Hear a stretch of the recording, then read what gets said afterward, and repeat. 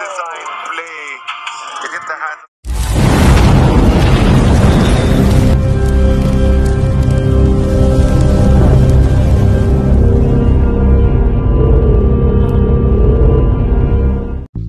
Good day mga ka-sports natin dyan. Creamline Cool Smashers, pinahihirapan nga ng Farm Fresh Foxes. Mukhang pinaghandaan talaga sila ng Farm Fresh. Kita kasi natin mga ka-sports na kahit nga 8 puntos ang kalamangan ng Creamline ay hindi nararatel ang kupunan ng Farm Fresh. Sa halip ay talagang gumagawa sila ng paraan upang ang habulin ang score nga ng defending champion. At nagagawa naman to ng Farm Fresh. Nakakagulat nga to mga ka-sports.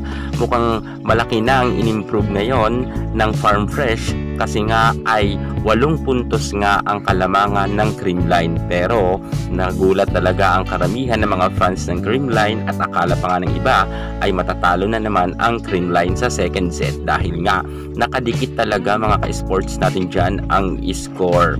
Pero hindi na yung pinayagan nga ng Creamline na talagang magkaroon pa ng tie dahil nga nang nagkaroon na nga ng set points ang Creamline Cool Smashers ay nagtuloy-tuloy na nga ang kanilang swerte. Hinampas nga ng malakas ni Bernadette Pons at ayun, pumuntos nga mga ka-sports. Panalo nga ang score sa 23 at 25. Ibig sabihin talaga mga ka-sports, malakas na ang Farm Fresh sapagkat nga dikit lang ang kanilang score. Grabe talaga mga ka-sports ngayon ang laban, mainit na mainit nga ang Farm Fresh na ayaw nga rin magpagkabog sa kupunan nga ni Alyssa Valdez. Magandang laban to.